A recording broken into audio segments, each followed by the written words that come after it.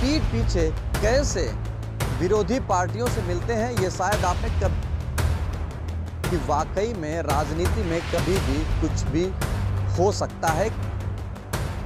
कुछ चंद दिनों में ऐसा हो सकता है कि ओम प्रकाश राजभर गठबंधन करे। ये बात बीजेपी को बिल्कुल पायदान से छोड़कर बात है। उत्तर प्रदेश की राजनीति बड़ी ही नाम वाली है और बड़ी ही बदनाम वाली है। कुछ लोगों को तो ये बात पता है कि राजनीति में आंकड़े कब कहां से कैसे हो जाएं, ये बात किसी को नहीं पता होती है। लेकिन आज हम बात करेंगे उत्तर प्रदेश की राजनीति में कि ओम प्रकाश राजभर की क्या बीजेपी में शामिल हो रहे हैं और कौन सी ऐसी उन्होंने चाल चली है कि जिसके बाद सपा और मायावती बौखलाई घूम रही हैं।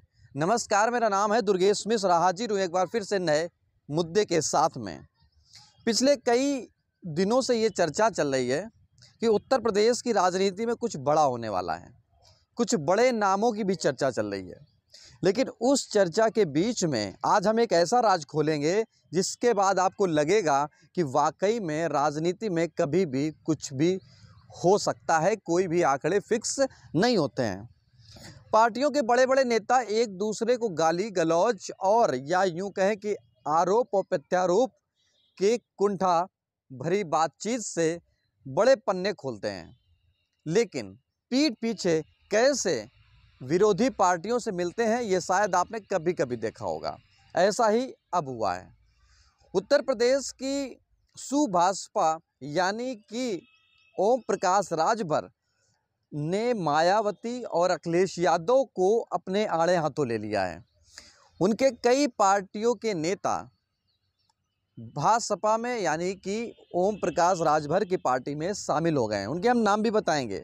इसके साथ साथ एक ऐसी बात बताएंगे कि उत्तर प्रदेश में अब क्या ओम प्रकाश राजभर बीजेपी में शामिल हो रहे हैं या नहीं हो रहे हैं तो कैसे हो रहे हैं। लेकिन उसके पहले आप ये जानिए कि कौन वो नेता हैं जो ओम प्रकाश राजभर के साथ शामिल हुए हैं बीएसपी और सपा को छोड़। सुभाषपा ज्वाइन करने वाले में से एक हैं प्रयागराज से महेश प्रजापति, गाजियाबाद से हैं दयाराम भार्गव और कानपुर से हैं रमेश राजभर और बनारस से हैं आनंद तिवारी। और भी कुछ ऐसे नेता हैं जिन्होंने भाजपा यानी कि ओम प्रकाश राजभर का दामन थाम लिया है। लेकिन अब ओम प्रकाश राजभर किसका दामन थाम रहे हैं, ये बड़ी बात तय कर आ रही है।